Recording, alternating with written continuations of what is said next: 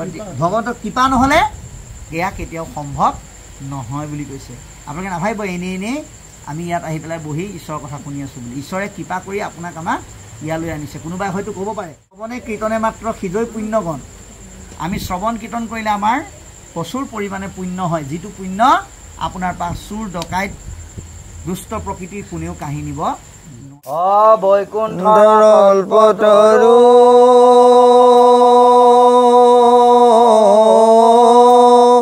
ভাগৱত শাস্ত্ৰ ইহাৰ উত্তম ফল হৰি নাম মাত্ৰ হৰি নামে হৰি নামে গতি হৰি নামে ভকতৰ কেৱলে ভকতি হৰি নামে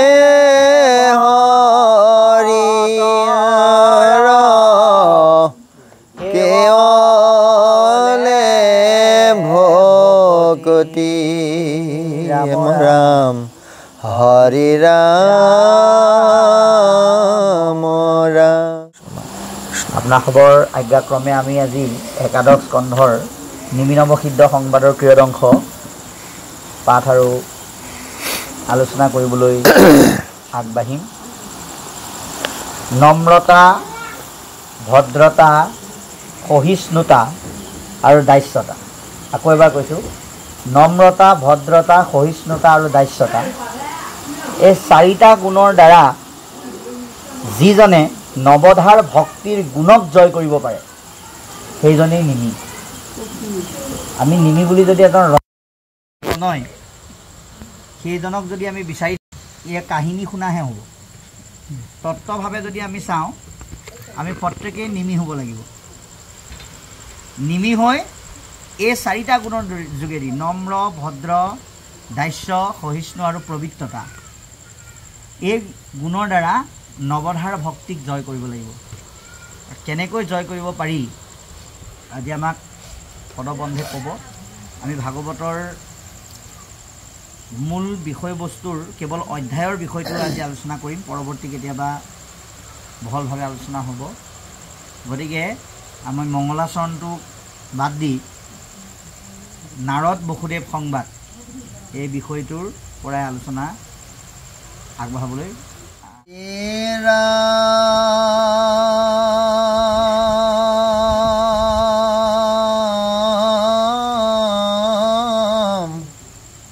হে বৈকুণ্ঠৰ শাস্ত্ৰয়িত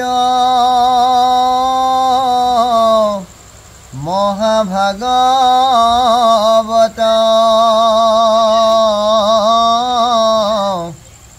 পাইলা পৰীক্ষিতে শুক মুনিৰ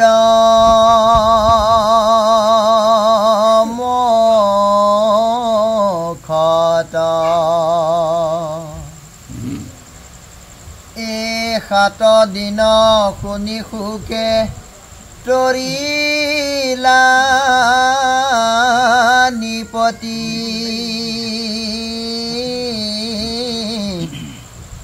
ঘোৰ কলি যুগে আত পৰে নাই গতি অশুক নিগদতি শুনিও পৰীক্ষিত বসুদেৱ নাৰদ সংবাদ বিপৰীত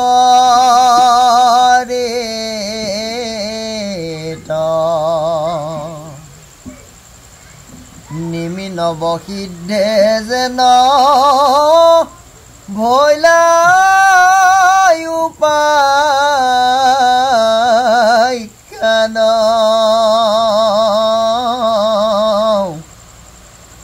অকহু খাব শেষে ৰাজা হয়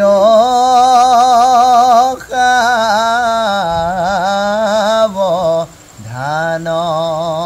কৃষ্ণ আমি পদে কি ক'লে আমি আলোচনা কৰিম যে বৈকুণ্ঠৰ শাস্ত্ৰ ইটো মহাভাগৱত পাইলা পৰীক্ষিতে শুক মুনিৰ মুখত। আমি যেতিয়া বিদ্যান লোকসকলক ভাগৱত মানে কি বুলি যেতিয়া প্ৰশ্ন কৰোঁ তেতিয়াহ'লে গুণীসকলে শুদ্ধ উত্তৰ দিয়ে, সাধুসকলে শুদ্ধ উত্তৰ দিয়ে, কিন্তু অল্পবিদ্যা ভয়ংকৰী আধা জনাসকলে ভাগৱত কি বুলি কোৱাৰ লগে লগে এনেকুৱা কিছুমান জটিলতাৰ মাজলৈ সোমোৱাই লৈ যায় যাৰ কাৰণে আমাৰ জানিবলৈ আৰু বুজিবলৈ দিগদাৰ হৈ যায়। গতিকে ভাগৱত কি আৰু ভাগৱত ক'ত আছিলে আৰু ভাগৱত আচলতে কাৰ বস্তু, ইয়াৰ ব্যাখ্যা ভাগৱতে নিজেই কৰিছে। কি বুলি ক'লে? বৈকুণ্ঠৰ শাস্ত্ৰ ইটো মহাভাগৱত, ভাগৱত বৈকুণ্ঠৰ শাস্ত্ৰ। এতিয়া বৈকুণ্ঠ মানে ক'ত? য'ত ভগৱন্ত প্ৰভু বসবাস কৰে, সেই ঠাই বৈকুণ্ঠ। আৰু সেই বৈকুণ্ঠত ভগৱন্তৰ পদ্মমুখ হন্তে এই ভাগৱত প্ৰকাশিত হৈছে। এতিয়া ভগৱন্ত থকা, ভগৱন্ত বসবাস কৰা সেই ঠাই, সেই বৈকুণ্ঠৰ ভাগৱত আজি আমি যে এনেধৰণে আমাৰ এখন গৃহস্থৰ চোতালত একেলগে মিলিত হৈ শুনিব পাৰিছোঁ, এইখনো কিন্তু কম জেগা হৈ থকা নাই। ইয়াকো কিন্তু বৈকুণ্ঠ বুলিয়ে কৈছে। কি বৈকুণ্ঠ? অ ৰাম জয়ত থাকে মোৰ ভক্ত উদাৰ চৰিত্ৰ, দ্বিতীয় বৈকুণ্ঠ সিটো তাকে বোলে সত্ৰ। পাঠৰ আৰম্ভণিৰ পৰা শেষলৈকে আমি ইয়াত কিন্তু সৎ কথা বতৰাৰ আলোচনাৰ যোগেদি আমি সত্যৰ সন্ধান কৰিম। আৰু য'ত সৎ কথা বতৰাৰ যোগেদি সত্যৰ সন্ধান কৰা হয় সেই ভকতীয়া স্থানত থকা ভকতসকলৰ সেই পৰিৱেশটোক বৈকুণ্ঠ বুলি কোৱা হৈছে। আজি আপোনালোকৰ ইয়াৰ বৈকুণ্ঠ, বৈকুণ্ঠ মানে কি? বৈযোগ কুণ্ঠ, অৰ্থাৎ য'ত কুণ্ঠাবোধ নাই। ইয়াত এনেকুৱা নহয় যে কোনোবা উচ্চ শ্ৰেণীৰ ব্যক্তি পিছত আহিল বুলি আগত বহাজনে উঠি পেলাই তেওঁক আসনখন এৰি দিব। কোনোবা দেখিবলৈ বেয়া ক'লা মানুহ এজন আহিল, তেওঁক পিছত বহিবলৈ দিব। ওখ মানুহ এজন আহিল, তেওঁক আগত দিব, চাপৰ মানুহজনক পিছত দিব। এনেকুৱা কিন্তু কোনো কথা নাই। সকলোকে সমদৃষ্টিৰে যিটো স্থানত, যিটো পৰিৱেশত চাব পাৰি সেয়াই হৈছে বৈকুণ্ঠ। গতিকে আমি আজি নিজক ভাবিব লাগিব, আমি কাৰো মানুহৰ ঘৰত বহি থকা নাই, কিন্তু আমি বৈকুণ্ঠত বহি আছোঁ। গতিকে বৈকুণ্ঠত বহি থাকিবলৈ যাওঁতেনে বৈকুণ্ঠৰ পাৰিষদসকলৰ আচৰণৰ যিটো আদৰ্শ, সেইটো আপোনাৰ আমাৰ পৰিস্ফুট হ'ব লাগিব। এই কথাটো আমাক আজি জনাইছে যে এই ভাগৱত মৰ্ত্যত লাভ কৰিলে কোনে বুলি ক'লে? এতিয়া পদে পৰীক্ষিত ৰজাই। পৰীক্ষিত ৰজাই ভাগৱত কিয় লাভ কৰিলে? কেৱল পাণ্ডৱ কুলৰ ভৱিষ্যতৰ বংশধৰ শ্ৰেষ্ঠ ৰজা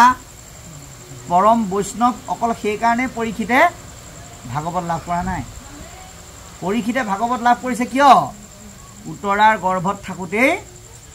ভগৱন্তই তেওঁক দেখা দিছিলে।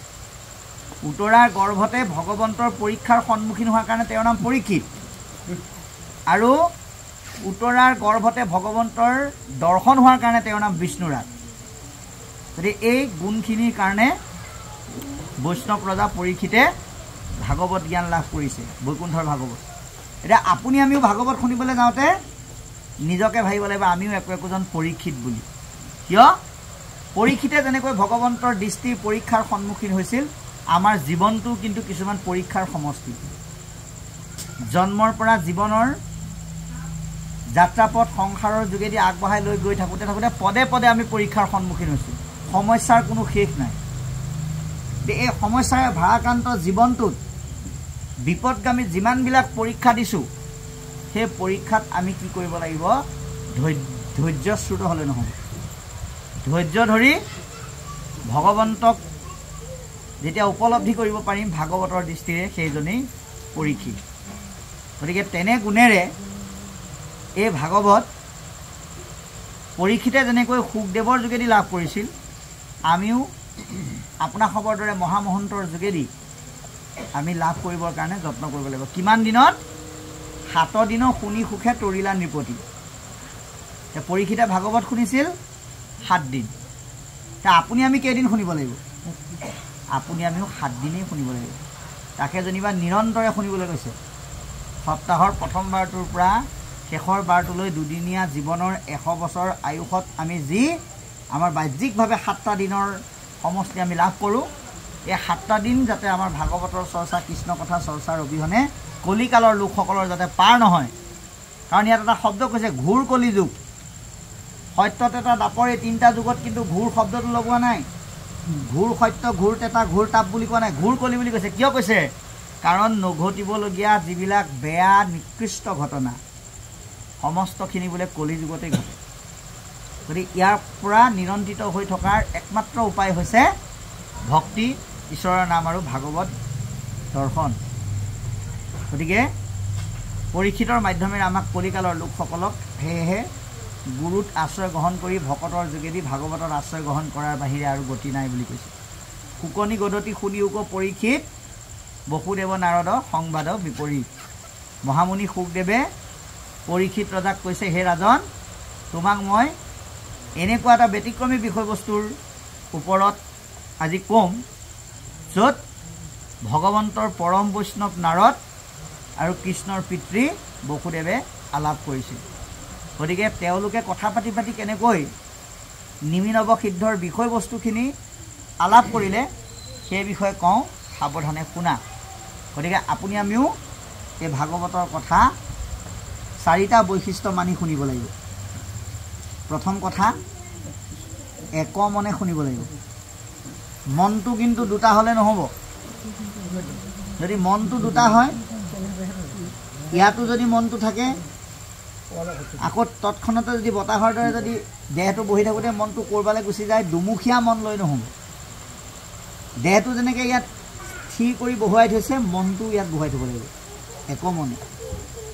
এক চিতে আমাৰ চিতটো গুৰুজনাই পদুম ফুলৰ লগত তুলনা কৰিছে কমল দল জল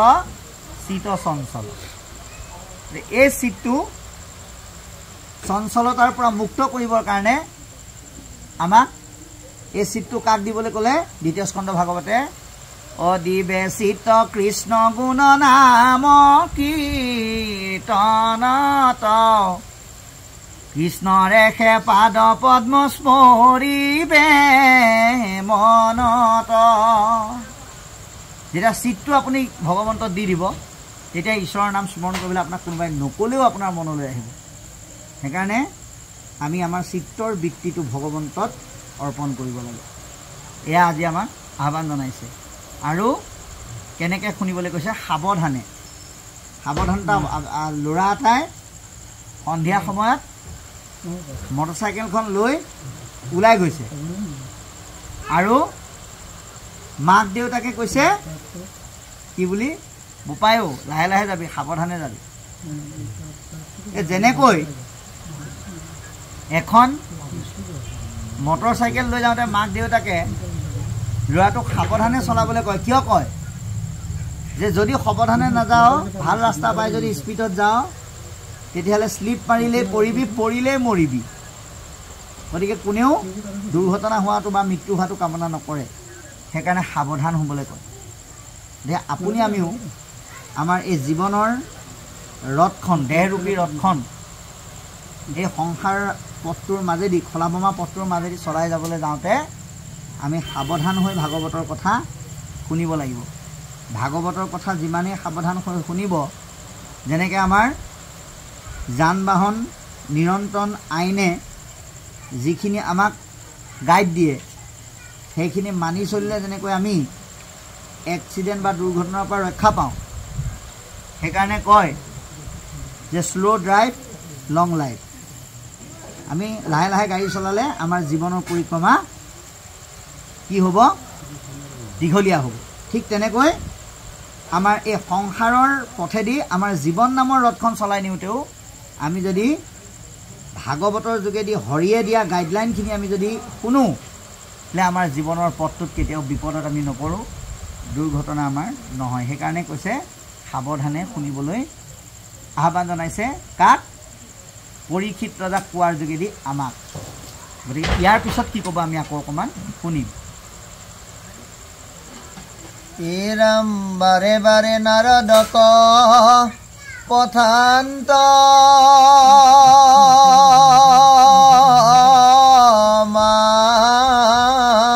মাধৱে ও নিৰন্ত দ্বাৰকা ঋষি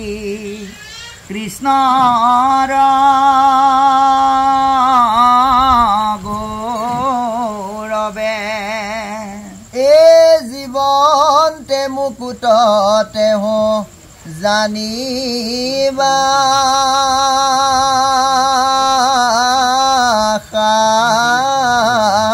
খাতে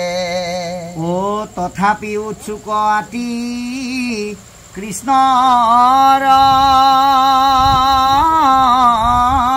সেৱাত এ মুকুতি সুখত কৰি ভকতি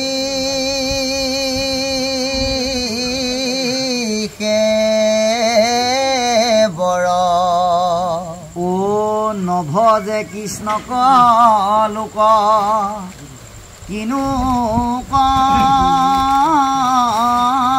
মজৰ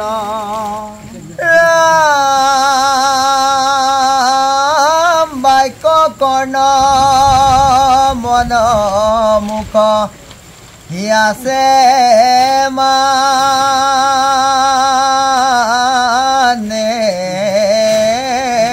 যাৰ ও কৃষ্ণ ভকতিত সম স্তৰে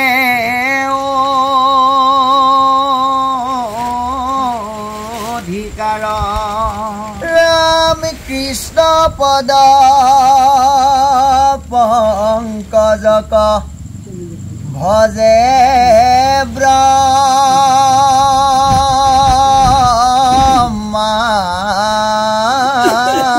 হৰে ও নৰতনু পায়াতে যে কমন পামৰে ৰাম একোচানে মন সেনে ৰাই মিত্ৰৰ হাত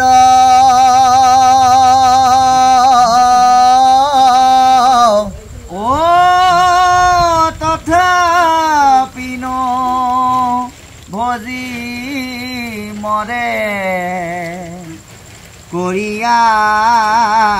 মঘাত হে কৃষ্ণ সেৱাতে মাত্ৰ গোচয় মিত্ৰৰ ভয় ও জানিয়া কৃষ্ণক ভজা কৰিয়ানি বাৰু কৃষ্ণ এতিয়া ইয়ালৈকে আমাক পদবন্ধে কৈছে যে বাৰে বাৰে নাৰদক পথান্ত মাধৱে নিৰন্ত দ্বাৰকা ঋষি কৃষ্ণৰ গৌৰৱে আপুনি আমি এটা কথা প্ৰত্যেকে চাব লাগিব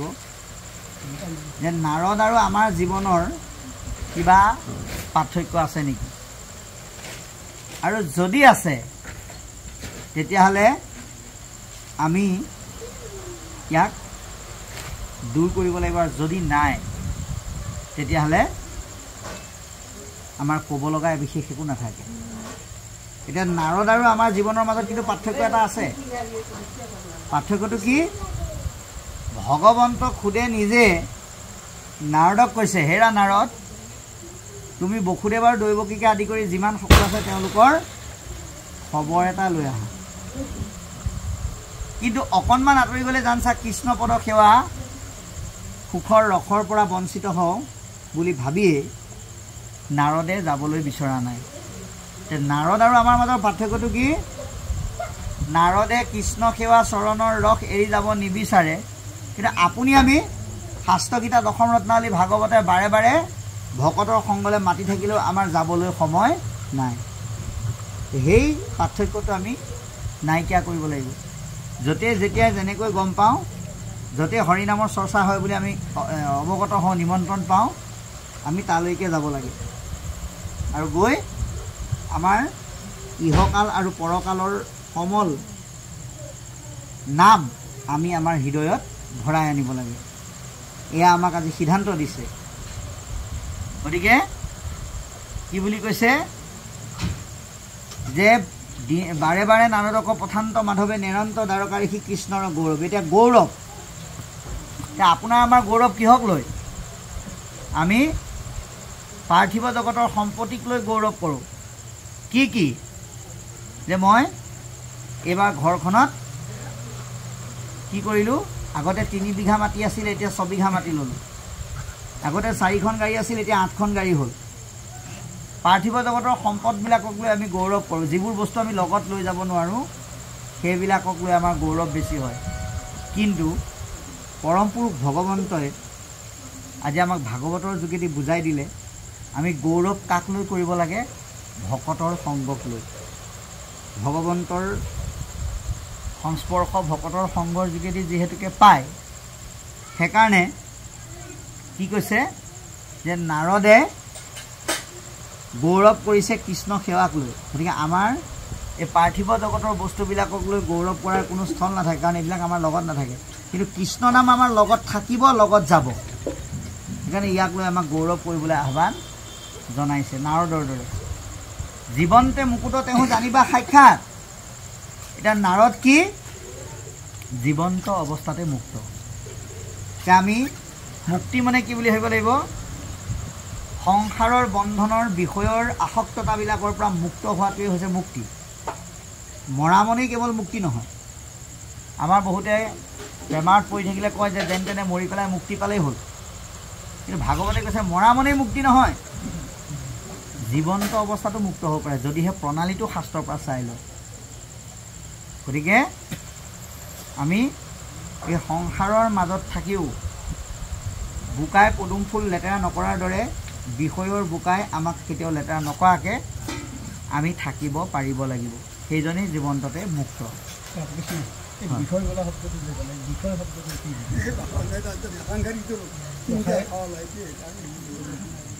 হয় বুজি পাইছোঁ এতিয়া দুটা অৰ্থ আছে আমি সাধাৰণ অৰ্থটো কৈছোঁ যে বিষয় আমাৰ মা দেউতা বাই ভনী আৰু আপোনাৰ নিজক লৈ এইখন এখন বেলেগ সংসাৰ হয়নে এইখনো এখন বিষয় ভাৰ্যা পুত্ৰ অৰ্থাৎ ভাৰ্যা আৰু সতী সন্তান আৰু আপোনাৰ নিজক লৈ এইখনো এখন বিষয় আৰু এই দুইখন বিষয় এক কৰি পেলাই চলাই যোৱাটো এখন বিষয় কিন্তু আপোনাৰ মা দেউতা পুত্ৰ ভাৰ্যা ভাই ককাই বাই ভনীক লৈ একেলগে চলাই ঘৰখন লৈ যোৱাটো বিষয় নহ'বও পাৰে যদিহে আপুনি চলাই যাব জানে যদি চলাই যাব নাজানে আপোনাৰ কিন্তু বিষয় হ'ব সেইটো অৰ্থাৎ বিষয় মানে কি লগাতকৈ বেছি বিচাৰি ঈশ্বৰক পাহৰি যোৱা আপোনাক যিমানখিনি লাগে তাতকৈ বেছি বিচাৰি পেলাই ঈশ্বৰক পাহৰি লগালেকে ঈশ্বৰক ভজিলে যেতিয়া পাই গ'ল তেতিয়া ঈশ্বৰকো পাহৰিলে ভকতকো পাহৰিলে সেইটোৱে হৈছে বিষয় আতিপ্ত কামনা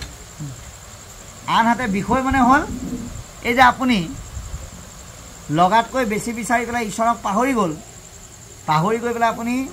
সংসাৰৰ আনুষাংগিক পাৰ্থিৱ সা সম্পত্তিৰ মায়াতে আসক্ত হৈ থাকিল এই মায়াতে আসক্ত হৈ থকাৰ কাৰণে আপোনাৰ কি হয় মনৰ মাজত এক মানসিক অশান্তিৰ সৃষ্টি হয় যেনেকৈ শৰীৰত বিভিন্ন ৰোগ আহিলে বিষ হয় ঠিক তেনেকৈ আমাৰ মনতো এক বিষক্ৰিয়া হয় সেয়া এই লগাতকৈ বেছি বিচাৰি হাবাথুৰি খাই ঈশ্বৰক পাহৰি যোৱাৰ কাৰণে হয় গতিকে এই শৰীৰত সৃষ্টি হোৱা বিষবিলাকে আমাক যেনেকৈ চাৰিওফালৰ পৰা আক্ৰান্ত কৰে লগাতকৈ বেছি বিচাৰি ঈশ্বৰক পাহৰি গৈ পুত্ৰ ভাৰ্তাৰ যোগেদি পোৱা আসক্ততাবিলাকে আমাৰ মনত কিছুমান বেমাৰৰ সৃষ্টি কৰে যন্ত্ৰণাৰ সৃষ্টি কৰে গতিকে সেই যন্ত্ৰণাৰ দ্বাৰা আমাৰ কিছুমান তাপৰ সৃষ্টি হয় এই বিষৰ দৰে তাপ সেই তাপে আমাক চূড়ান্তভাৱে ধ্বংস কৰি পেলায়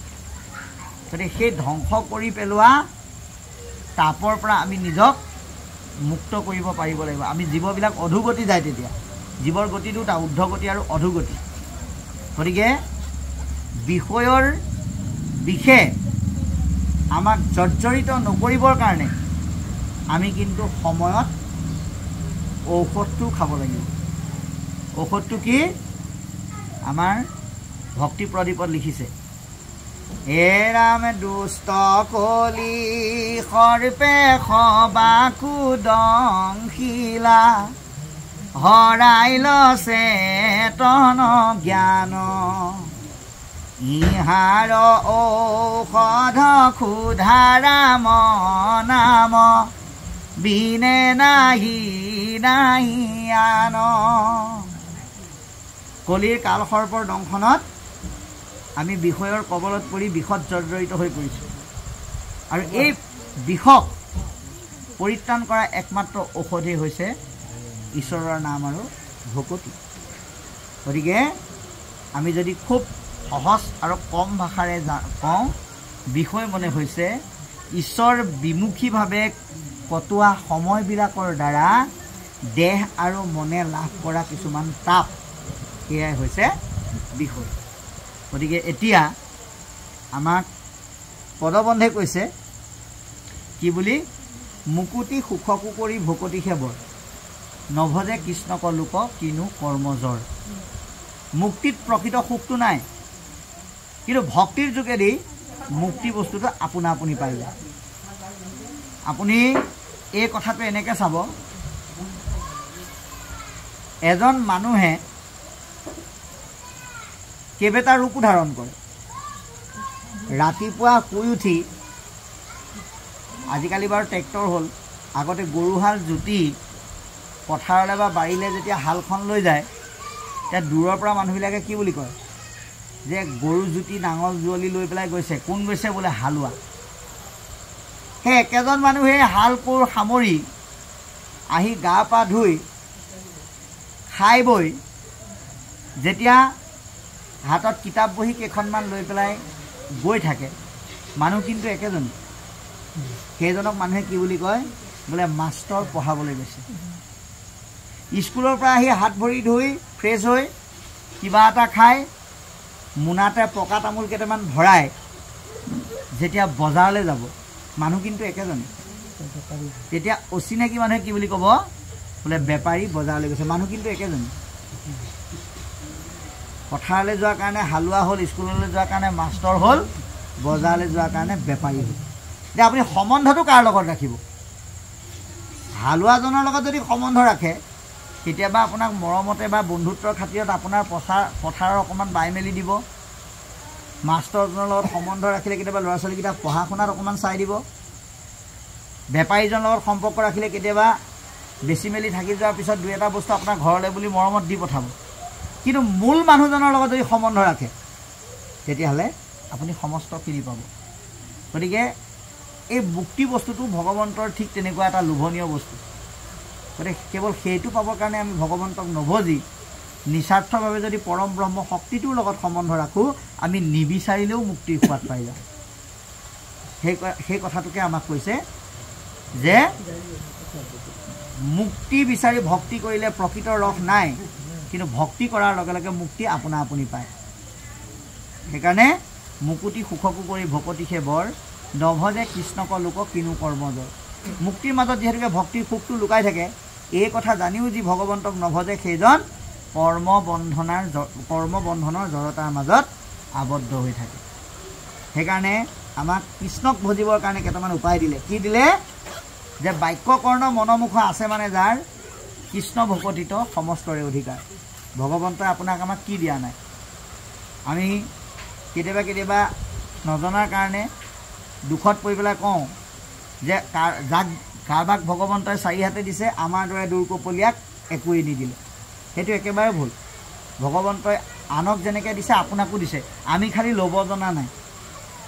ভগৱন্তই আপোনাক আমাক সুখী হ'বৰ কাৰণে, সুন্দৰকৈ জীয়াই থাকিবৰ কাৰণে কেইটামান বস্তু সকলোকে দিছে, খালি আমি প্ৰয়োগ কৰা নীতিটো নাজানো। 1 নম্বৰ কি দিলে? আমাক বাক্য দিলে। গতিকে বাক্য প্ৰয়োগ কৰোঁতে কিন্তু সদায় সাৱধান। আমি ৰাতিপুৱা শুই উঠাৰ পৰা ৰাতি শুৱালৈকে বিভিন্ন কথা কওঁ, কিন্তু শব্দ যিহেতুকে ব্ৰহ্ম, যিকোনো কথা য'তে ত'তে যিকোনো সময়ত যেতিয়াই তেতিয়াই আগপাছ নগুণাকৈ কৈ দিব নালাগে। কাৰণ চাব, কাৰোবাৰ এজন ব্যক্তিক যদি আপুনি তৰোৱাল এখন লৈ পেলাই ঘাপ মাৰি দিয়ে আৰু তাৰপিছত যদি আপুনি ভুল হ'ল বুলি যদি ক্ষমা খুজি অনুতপ্তও হয়, আৰু সেই মানুহজনে ডক্টৰৰ যদি চিকিৎসা উপযুক্তভাৱে পায়, তেওঁৰ সেই ঘাঁটো শুকাই যায়। কিন্তু মুখৰ বাক্যৰ যোগেদি যদি অন্তৰত যদি প্ৰহাৰ কৰে, সেই ঘাঁটো কিন্তু শুকোৱা ঔষধ এতিয়ালৈকে ওলোৱা নাই। সেইকাৰণে আমি আমাৰ বাক্য সদাচাৰটোৰ ওপৰত গুৰুত্ব দিব লাগিব। বাক্যক আমি বাণীলৈ ৰূপান্তৰিত কৰিব লাগিব। বাক্যক আমি কেতিয়াও বেয়ালৈ প্ৰয়োগ কৰিব নালাগে, বাণীলৈ ৰূপান্তৰিত। বীণা হ'ব লাগিব আপোনাৰ বাক্য। যেনেকৈ নাৰদৰ বীণাই ব্যাসৰ অন্তৰত সাঁচ বহুৱাইছিল, আপোনাৰ বাক্য বীণাৰ দৰে বাজি আনৰ অন্তৰত সাঁচ বহুৱাব পাৰিব লাগিব। সেইকাৰণে বাক্য প্ৰয়োগ কৰোঁতে সাৱধান। আমি আমাৰ ল'ৰা ছোৱালীক নাম দিওঁতে অন্ততঃ ঈশ্বৰৰ সহস্ৰ নামৰ ভিতৰত অন্ততঃ এটা নাম দিব লাগে। অন্ততঃ সেইটো নাম দি মাতিলেও কিজানি ঈশ্বৰে কৃপা কৰে।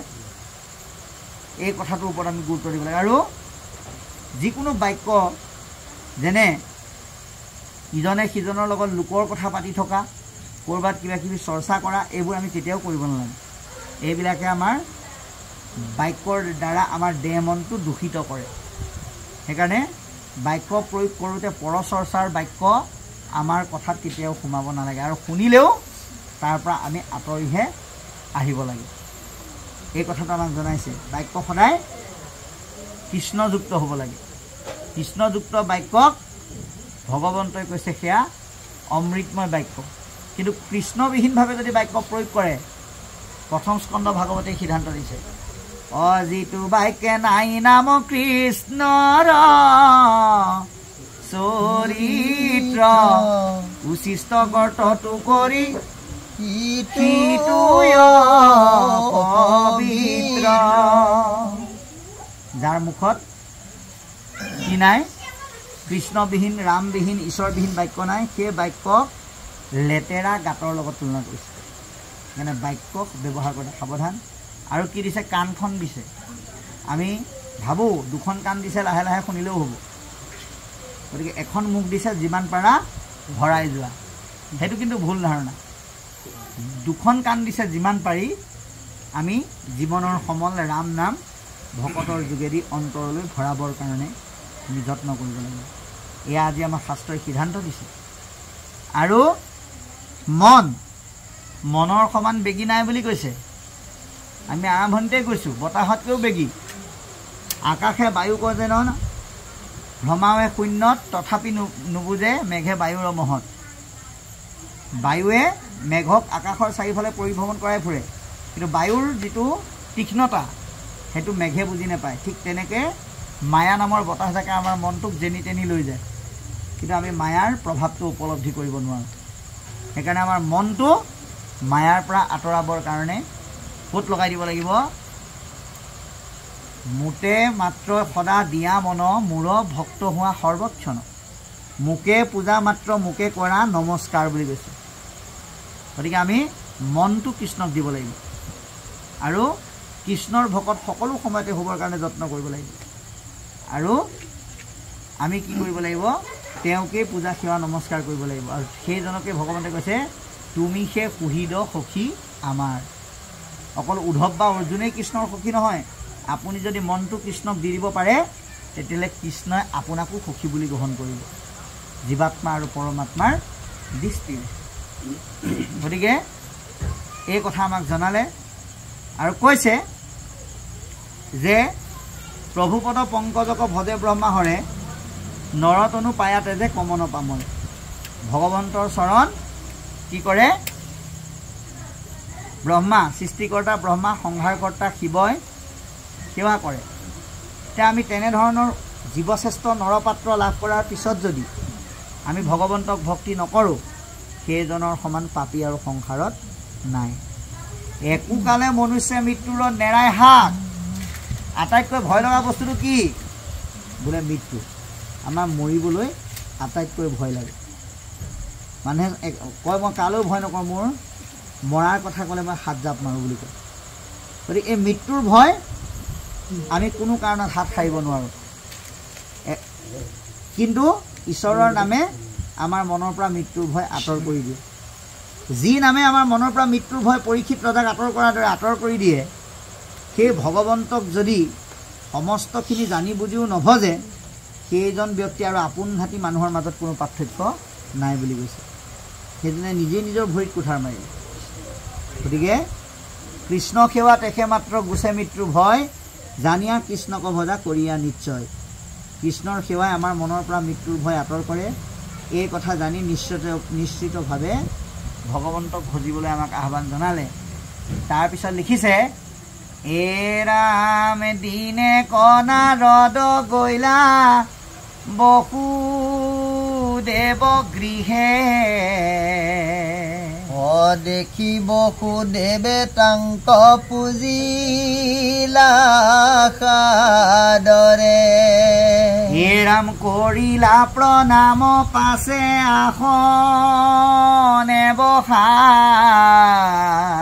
হে বুলিলা বিনয় বাক্য নাৰদ কচা হে ৰাম পিতৃ মাতৃ আহিলে পুত্ৰৰ যেন সুখ সন্তয়াগমনত দুখীৰ গুছে দুখ হে ৰাম সেহি মতে ভগন্ত তজু আগমনে সমস্তৰে কুশল হয় ক্ষণে হে ৰাম দেৱতাটো কৰি শ্ৰেষ্ঠ হুন্ত সাধুজন অসাধু হন্তে সৰ্বসুখ হয় অনুক্ষণে হে ৰাম মিলৈ সুখ দুখ দুই দেৱ পূজনে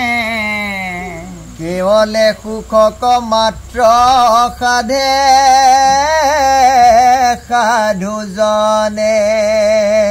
হে ৰাম পূজা অনুৰূপে সে দেৱতা দেই ফলা অকৰন্ত কৰোণা মাত্ৰ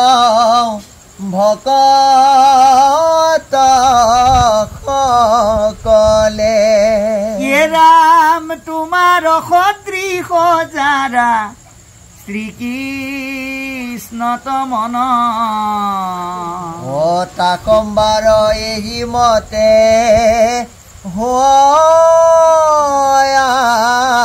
চৰণ হে ভৈলু হুকি তাৰ্থ যদি ঋষি মহাশয় তথাপিতো পুচু ভাগৱত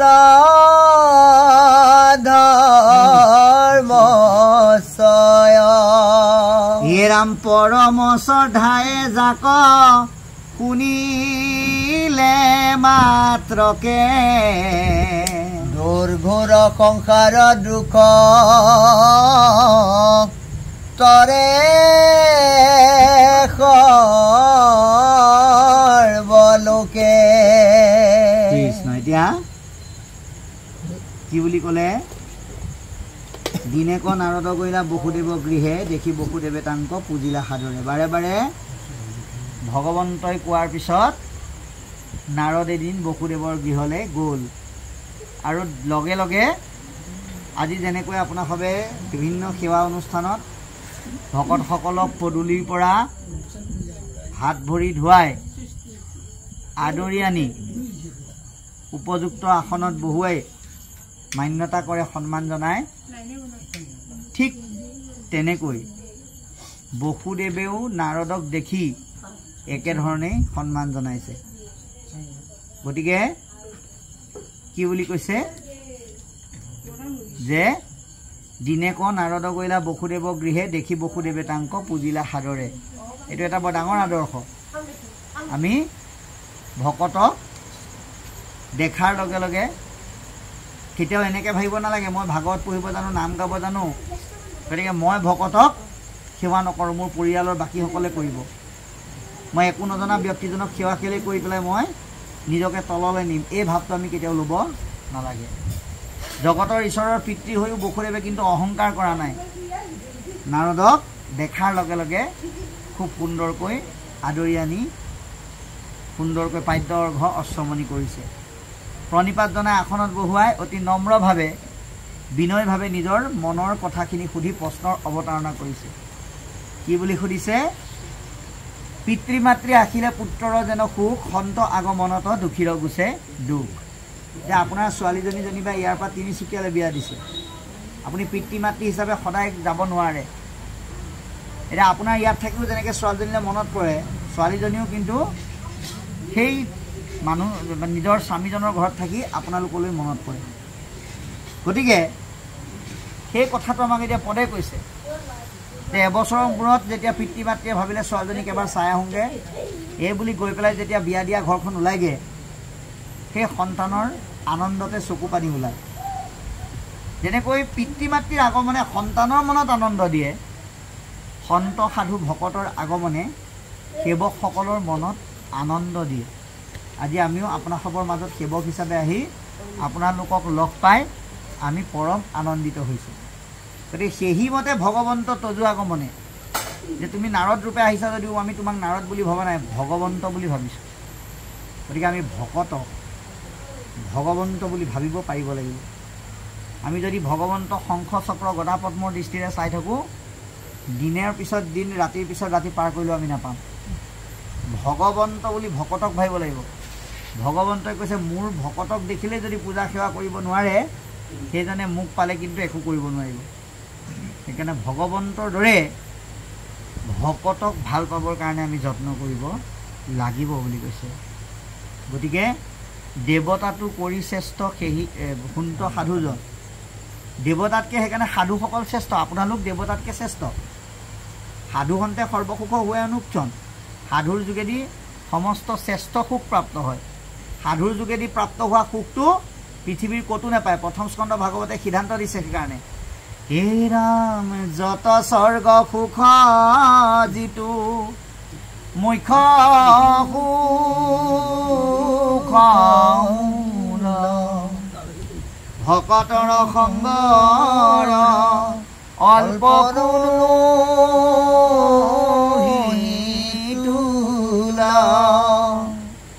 যিমানবিলাক সুখ আছে স্বৰ্গ সুখকে আদি কৰি সেইবিলাক সুখ আৰু আজি আপোনালোকৰ সংগত আমি পৰস্পৰে লাভ কৰা যিটো সুখ এই সুখ কেতিয়াও আনৰ লগত তুলনা নহয় সেইকাৰণে দেৱতাতকৈ সাধুসকল শ্ৰেষ্ঠ সাধুৰ যোগেদি সৰ্বশ্ৰেষ্ঠ সুখ নিহিত হৈ যায় মিলৈ সুখ দুখ দুই দেৱক পূজনে আপুনি ভকতক বাদ দি ভগৱন্তক বাদ দি যদি বিভিন্ন দেৱ দেৱতাক পূজে তেতিয়াহ'লে আপুনি সুখো পাব সঁচা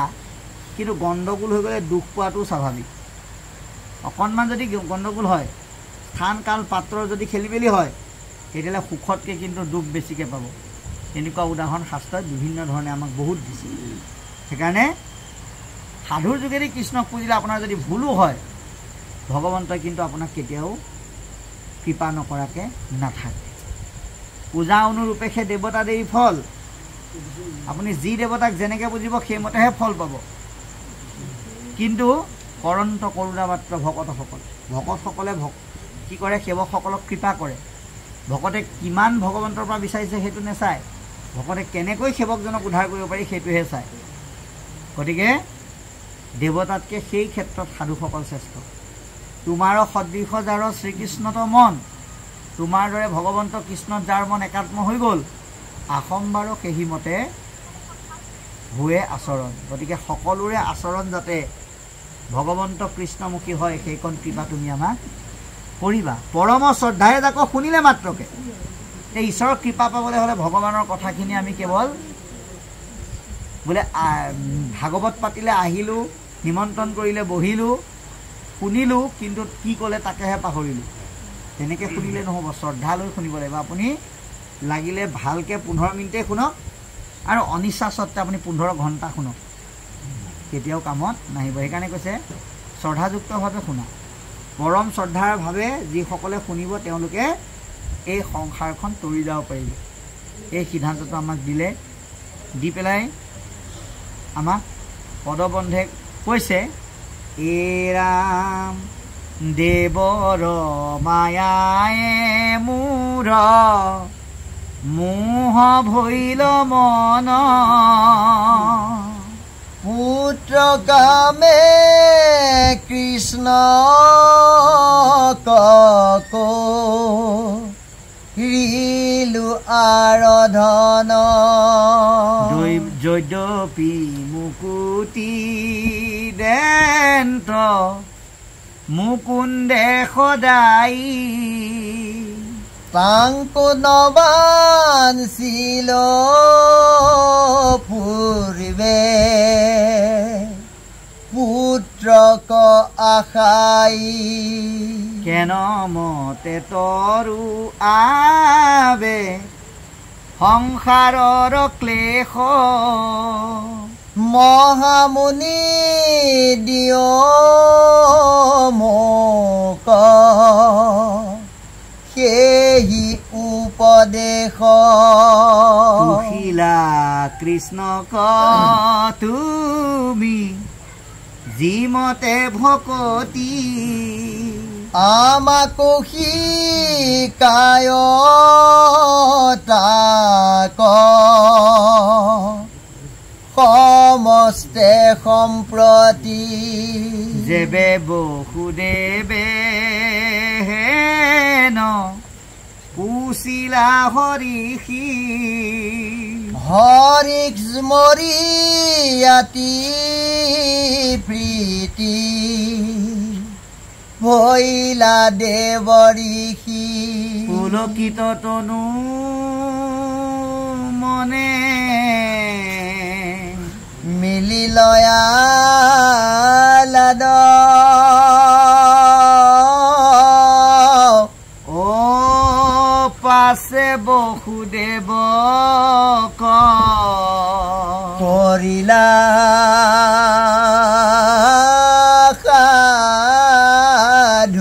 সাধুবাদ। কৃষ্ণ এতিয়া বাপাই সমস্ত আটাইতকৈ ডাঙৰ কথা আমি যদি আত্মসমালোচনা কৰিব পাৰোঁ।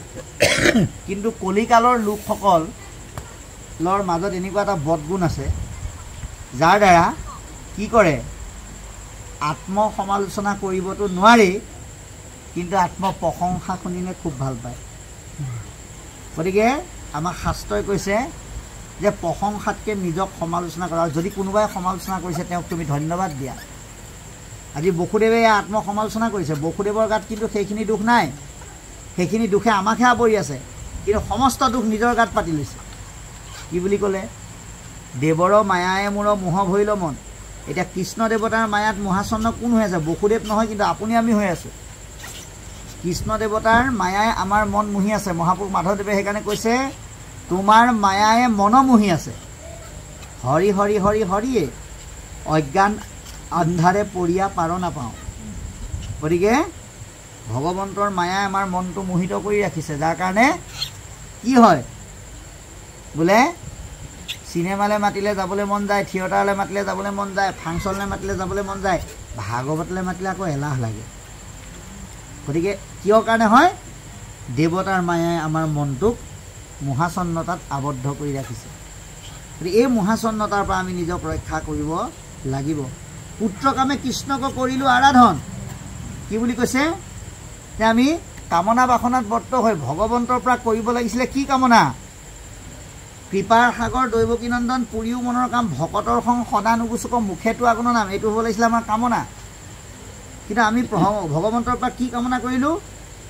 ধন দিয়া জন দিয়া ঐশ্বৰ্য দিয়া বিভূতি দিয়া মাটি দিয়া বাৰী দিয়া ঘৰ দিয়া চাকৰি দিয়া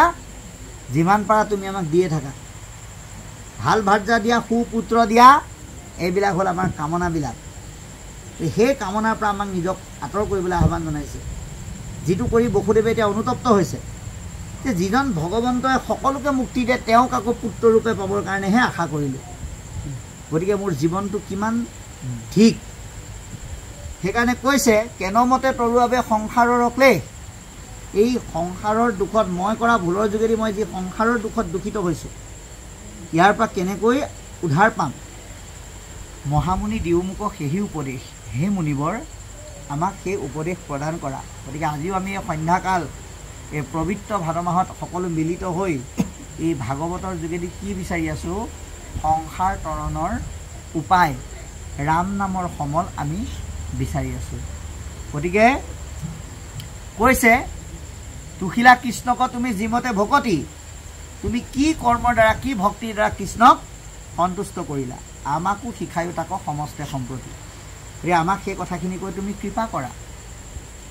যেবে বসুদেৱে হেন পুছিলা হৰিষি যেতিয়া বসুদেৱে আনন্দমনে এই কথাখিনি সুধিলে হৰিস্মৰি আতিপ্ৰীতি ভৈলা মহাৰিষি ভগৱন্তই কোনোবাই কিবা এটা প্ৰশ্ন অৱতাৰণা কৰিলে যদি সেই প্ৰশ্নটোৰ আপুনি উত্তৰ দিব পাৰিছে তেতিয়াহ'লে আপুনি ভাগ্যৱান কিন্তু আপুনি যদি উত্তৰ দিব ক্ষেত্ৰত এলাহ কৰিছে তেতিয়াহ'লে সেয়া দুৰ্ভাগ্য বুলি কৈছে সেইকাৰণে কৈছে যে হৰিস্মৰি আতিপ্ৰীতি ভৈলা মহাৰিষি যেতিয়া বসুদেৱে এনে প্ৰশ্ন অৱতাৰণা কৰিলে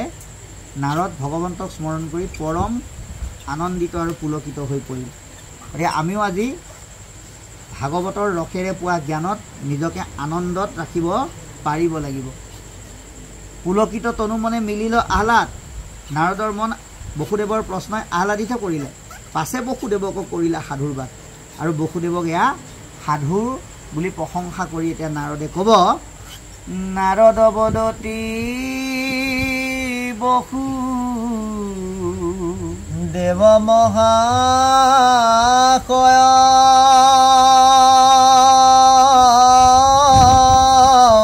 ও ধন্য ধন্য সাৰ বুদ্ধি কৰিলা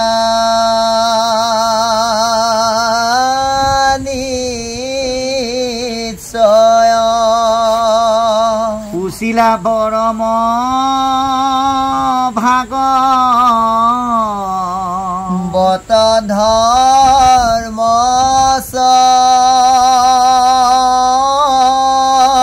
ও যাহাক শুনিয়া লোক পবিত্ৰ হোৱা শুনে বা ভনে বা স্মৰে অনতু বায়া দৰে ও আনে বা গাঁৱন্তে জীৱা অভিনন্দা কৰে ও দেৱ বিশ্বদ্ৰোহী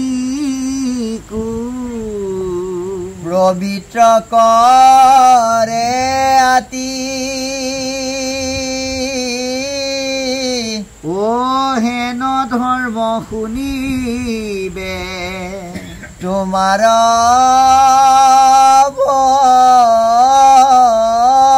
ভৈলা প্ৰকাৰ এৰাম শ্ৰৱণে কীৰ্তনে মাত্ৰ দেখি যায় পুণ্য গণ ও সুমৰাইলা মুখ আজি হেন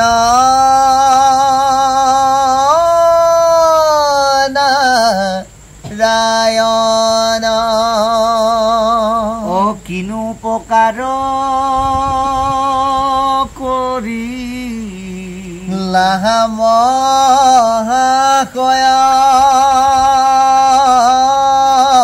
ও জানিলো ভৈলে ক মোৰ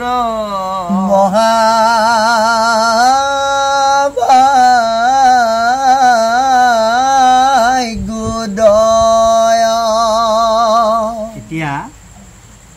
নাৰদ বদতি বসুদেৱ মহাশয় ধন্য ধন্য সাৰবুদ্ধি কৰিলা নিশ্চয়। এটা বৰ ডাঙৰ কথা, আমাক যদি কোনোবাই অকণমান বিশেষ মৰ্যাদা মান্যতা দিয়া উচ্চ আসনত বহুৱাই, তেতিয়া আমি অহংকাৰত যদি ভাবি লওঁ মই মোৰ সমান জনা মানুহ নাই, ময়ে ব্যাখ্যাকাৰ, ময়ে বক্তা, ময়ে পাঠক আৰু বাকীবিলাক চব মূৰ্খ।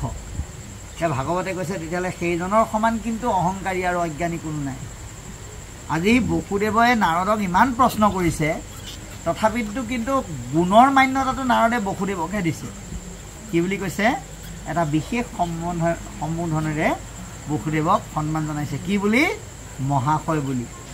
নাৰদ বদতি বসুদেৱ মহাশয় ধন্য ধন্য সাৰবুদ্ধি কৰিলা নিশ্চয়। তোমাৰ মনত অতি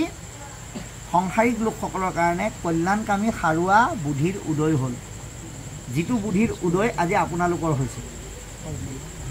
যাৰ কাৰণে আপোনাৰ সবে কি কৰিছে? পৰম কৃপাৰে আমাক সুন্দৰকৈ পদবন্ধে কৈ গ'ল। কি বুলি? যে নাৰদ বদতি বসুদেৱ মহাশয় ধন্য ধন্য সাৰবুদ্ধি কৰিলা নিশ্চয়, পুছিলা পৰম ভাগৱত ধৰ্ম যত। যে তুমি শ্ৰেষ্ঠ ভাগৱত ধৰ্মৰ প্ৰশ্ন অৱতাৰণা কৰিলা,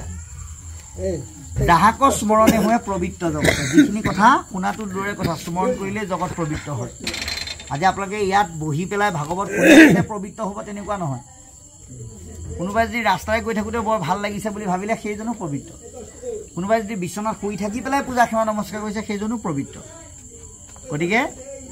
ভাগৱতৰ নামৰ আকৰ্ষণীয় শক্তিটো চম্বুকৰ দৰে, য'তেই নাথাকক সকলোকে পবিত্ৰ কৰিব। গতিকে কৈছে যে নাৰদ বদতি বসুদেৱ মহাশয় ধন্য ধন্য সাৰবুদ্ধি কৰিলা নিশ্চয়, পুছিলা পৰম ভাগৱত ধৰ্ম যত, যাহাক স্মৰণে হৈ পবিত্ৰ জগত। কোনে বা ভনে বা স্মৰে,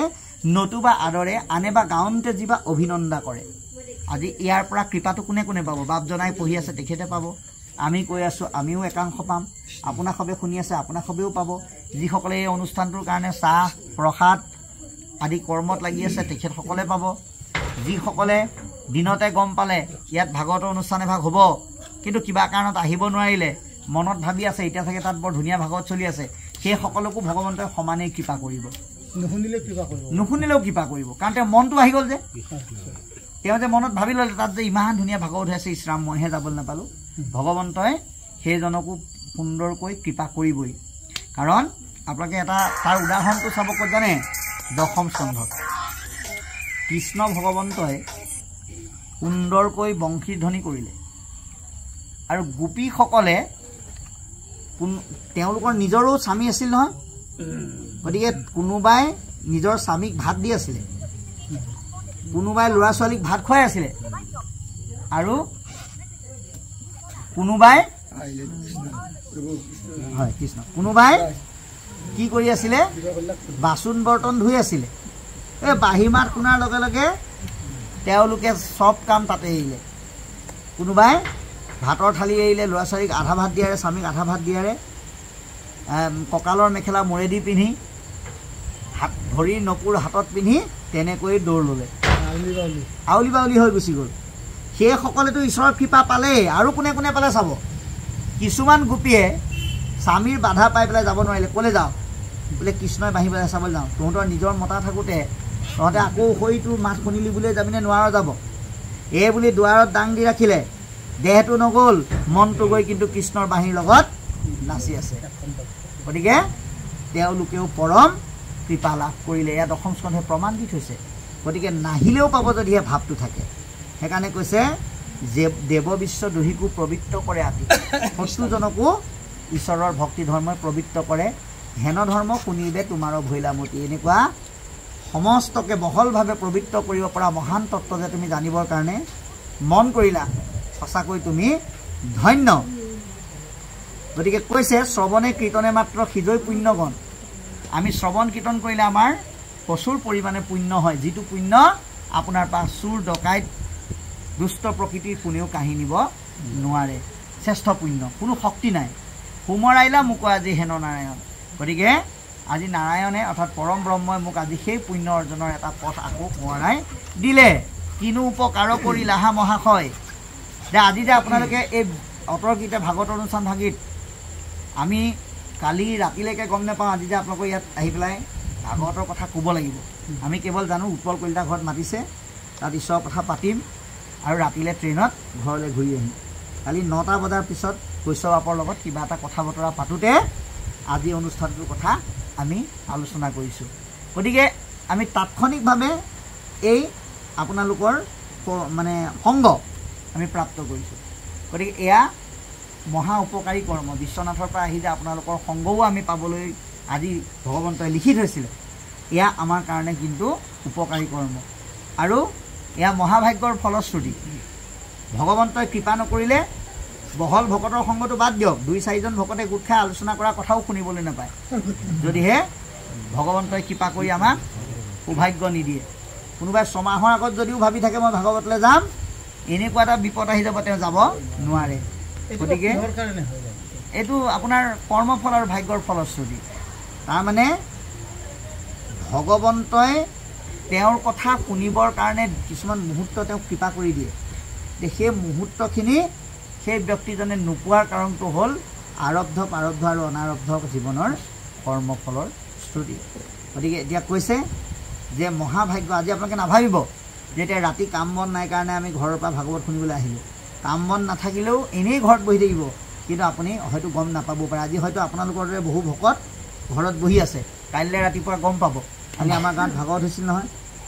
ভাগৱত হৈছিল আৰু মই আহিব পৰা নাই নহয় সেইটো কাৰণে কোৱা নাই এই বিশ্বনাথৰ পৰা 2জন আহি পেলাই কৈ গ'লি মোক খবৰ নিদিলি কেলে বোলে তোক ফোন মাৰি আছিলোঁ তই ফোনটো ৰিচিভেই নকৰিলি বোলে সেইটো তেওঁৰ কাৰণে সৌভাগ্য নহয় কিন্তু কোনোবা আকৌ এনেই বোলে সদায় ভাগৱতলৈ নাযায় সেইদিনাখন আকৌ আজি ভাগৱতৰ পৰা আহোঁগৈ বুলি আহি পেলাই বহি পেলাই অনুষ্ঠানটো শেষ হোৱাৰ পিছত ক'ব বুজিছ মই সদায় নাহোঁ নহয় আজি কি মন গ'ল ঘপককৈ আহি পেলাই ওলাই গ'লহি চাচোন গতিকে সেয়া হ'ল মহাভাগ্য বা সৌভাগ্যৰ ফলশ্ৰুতি ভগৱন্তৰ কৃপা নহ'লে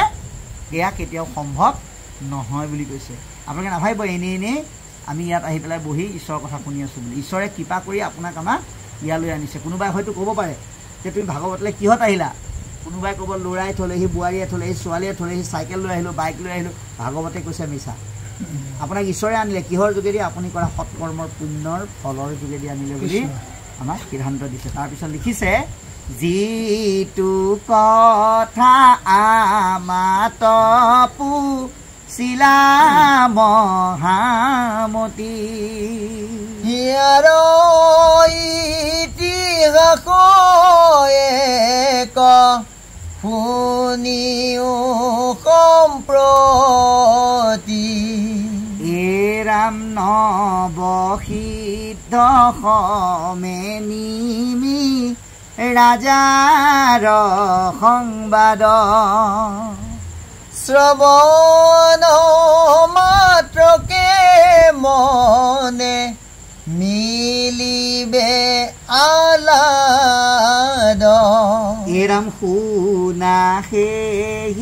কথা তুমি স্থিৰ কৰি মন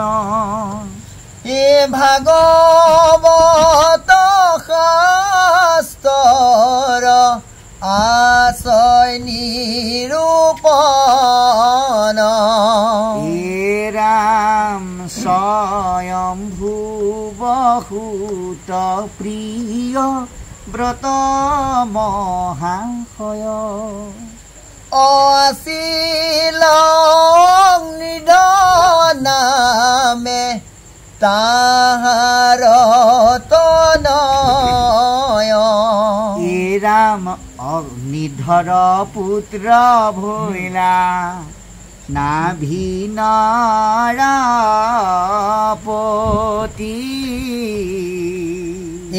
নাভিৰ তনয় ভৈলা ঋষভ মতি বসুদেৱ অংশে আহি ভৈলাই অৱতাৰ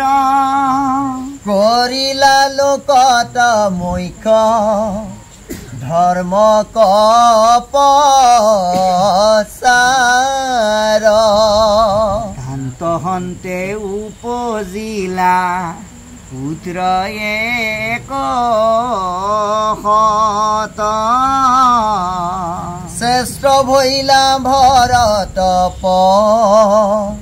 ৰম ভাগৱত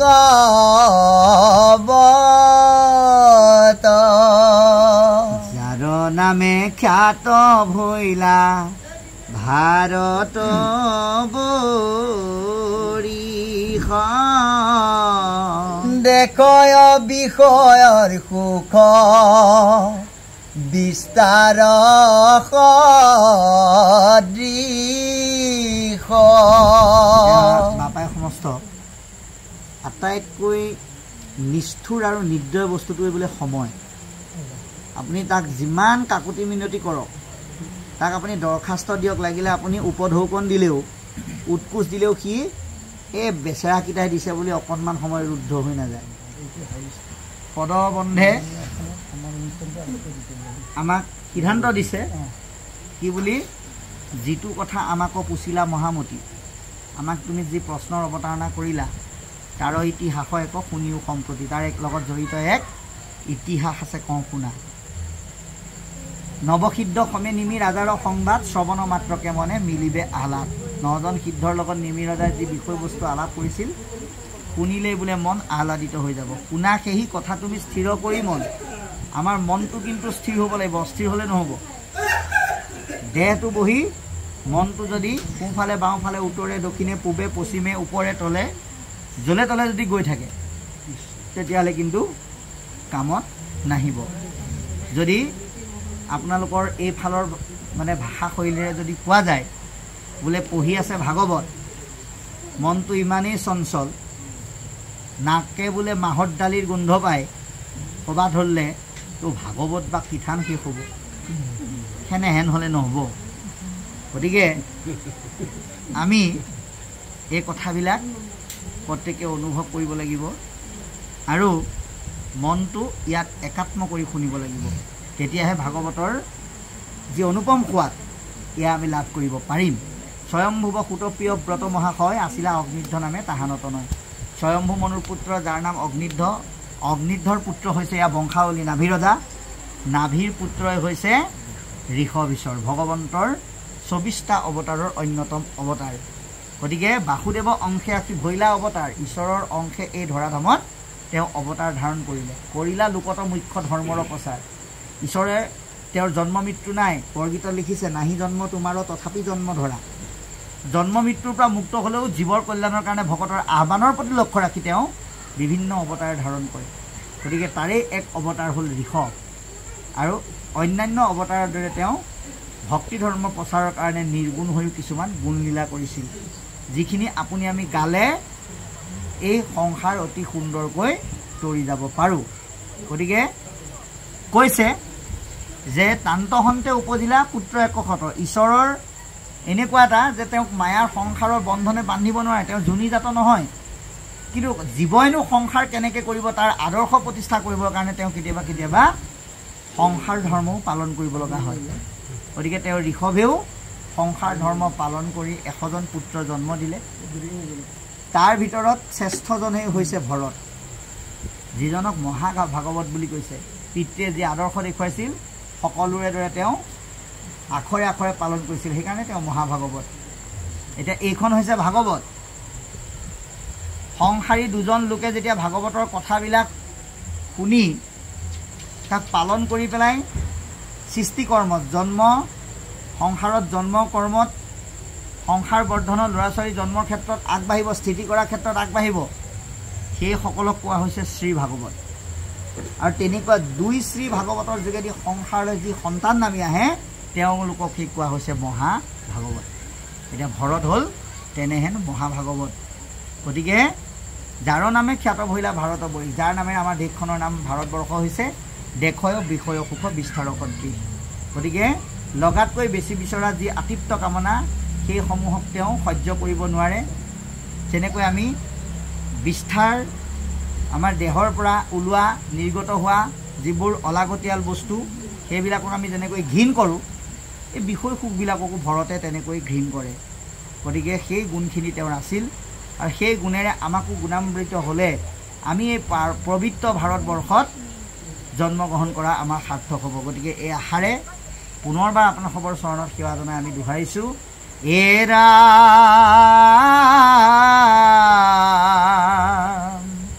তান্ত হন্তে উপজিলা পুত্ৰ কহত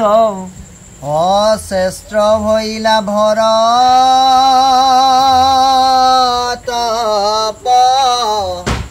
ৰম ভাগৱত ৰাম যাৰ নামে খ্যাত ভৈল ভাৰত পৰিষ ও ৰাম দেখয় বিষয়ৰ সুখ বিস্তাৰ